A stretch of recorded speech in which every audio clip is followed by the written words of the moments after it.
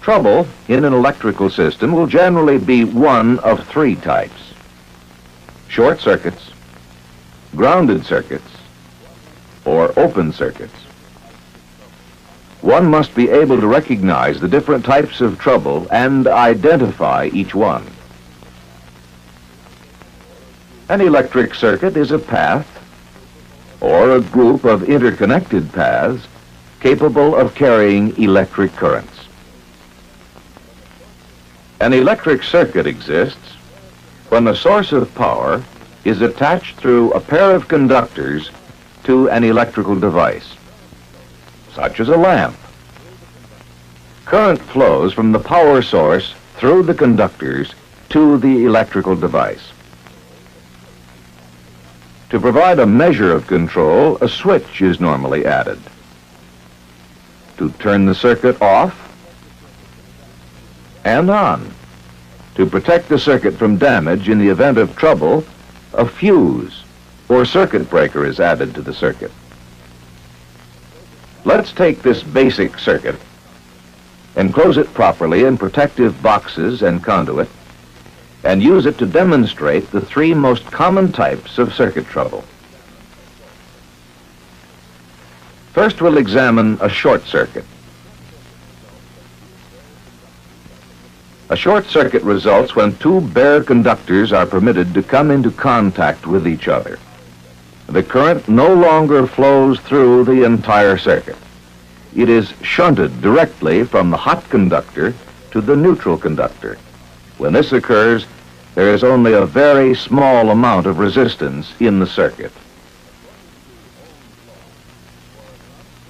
According to Ohm's law, for a constant voltage, when the resistance is lowered, the flow of current goes up. This increase in current can cause heating of the wires and is the cause of many electrical fires. However, since the circuit is properly protected, the fuse or circuit breaker reacts to the excessive current and blows or trips, stopping the current flow. To correct the short, the damaged wires must be separated and, in most cases, replaced. Then, replacing the fuse or resetting the circuit breaker restores the circuit to normal operation. Now let's examine a grounded circuit. In any electrical installation, it is standard safety practice to connect the neutral conductor to the metallic structure of the power panel. In this way, the protective covering over the entire circuit, the conduit system, has the same potential as the neutral conductor. A grounded circuit results when the hot conductor is permitted to come into contact with some metallic part of the wiring system. Since the metallic parts of the wiring system are at ground potential, the current flow is shunted through the metallic structure to ground. Since the resistance of the circuit is lowered to an extremely low value, the current flow is increased until the protective device in the power panel reacts to stop the current flow. To correct this condition, it is necessary to locate the undesired grounding of the hot conductor and remove it. Then, when the protective device is reset or replaced, the circuit is restored to service. An open circuit results when one or more conductors in a circuit become broken, burned, or otherwise separated to interrupt their continuity. An open circuit prevents any flow of current in the circuit. In this example, the neutral conductor has been broken to stop the current flow. If the hot conductor was broken instead, the effect on the circuit would be the same. If any part of this circuit fails, it breaks the continuity and stops the flow of current. Replacing the defective circuit component or repairing the broken wire restores the circuit to normal operation. The fuse or circuit breaker normally does not react to an open circuit. In the field, electric circuits are generally installed in a manner that rules out a visual inspection of the wiring itself. However, to be able to correct any trouble, the electrician must be able to identify the type of malfunction that exists in the line. The correct tools and equipment will make this identification easier. The tools normally used for troubleshooting are a voltage tester and a multimeter or buzzer-type continuity tester. We will demonstrate the use of these tools to troubleshoot this familiar basic circuit. The protective device has been set off, indicating that the fault is probably a short circuit or a grounded circuit. To check the wiring safely, disconnect the conductors from the power panel. For the hot conductor, this is normally done by removing the fuse or opening the circuit breaker. However, if more than one circuit is controlled by the fuse or breaker, the conductors must be physically removed from the power connection and separated. Since a short or ground is suspected, remove the other elements of the circuit by opening the switch and removing the bulb. To check for the suspected condition, use either the buzzer-type continuity checker or the ohm meter portion of the multimeter.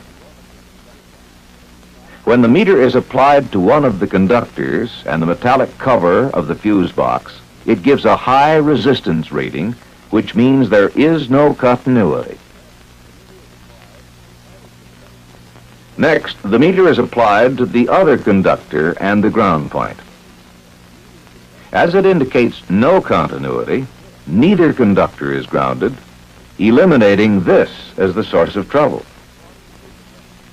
When the meter leads are placed across the two conductors, the meter registers very low resistance, indicating that the two conductors are in contact with each other, a short circuit. Since the switch is open, the circuit problem must be in the length of conduit from the power source to the switch. To verify this, move the meter to the connections at the switch and check with the meter on both sides of the switch. On this side of the switch, the circuit indicates high resistance or no continuity. But on this side, the meter indicates the short. So the trouble has been identified and located.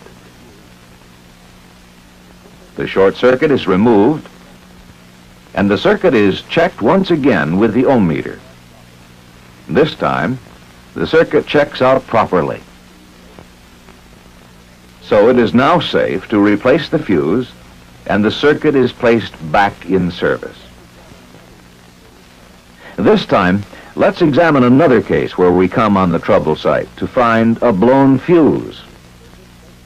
Once again, to deal with the circuit safely, remove the wires from the power source. Remove the other elements in the circuit by opening the switch and removing the bulb.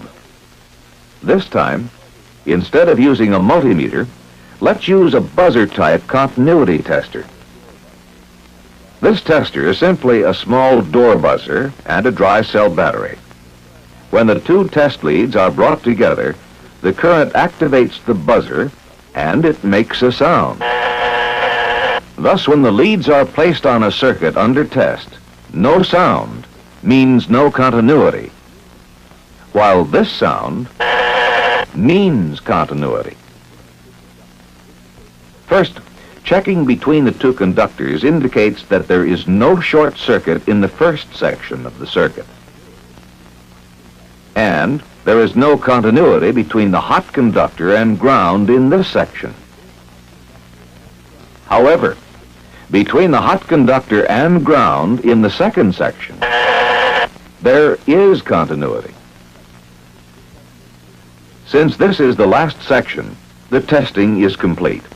In a longer circuit, the diagnosis would be confirmed by checking the next connection.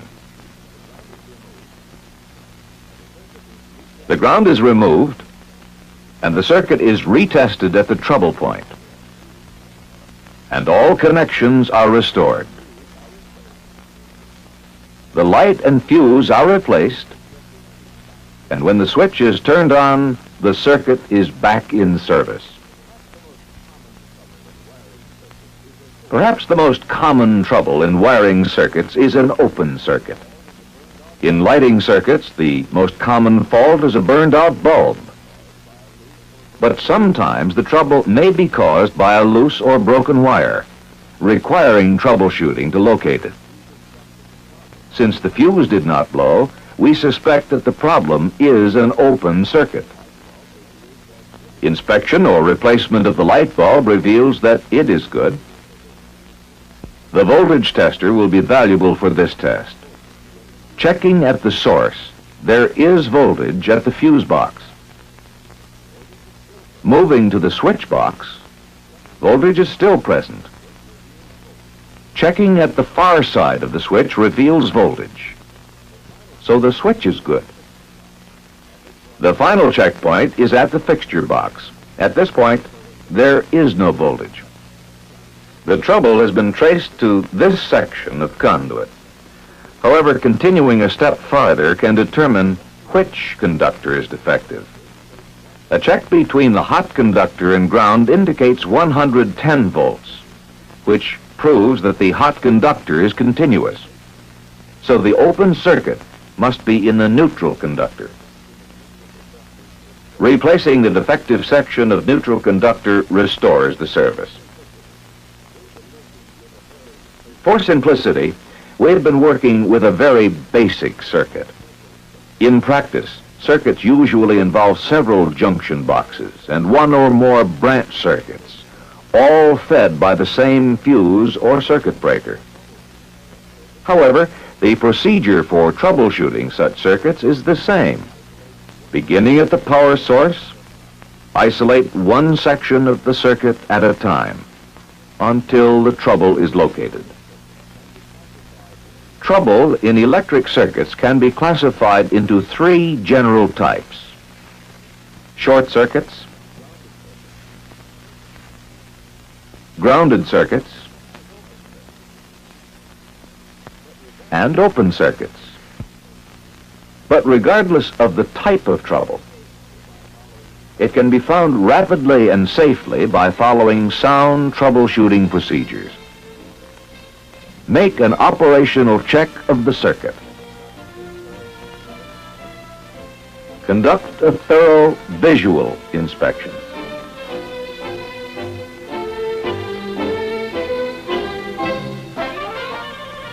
Study the schematic diagram if it is available. Analyze the information that has been obtained. Locate the actual position of the trouble.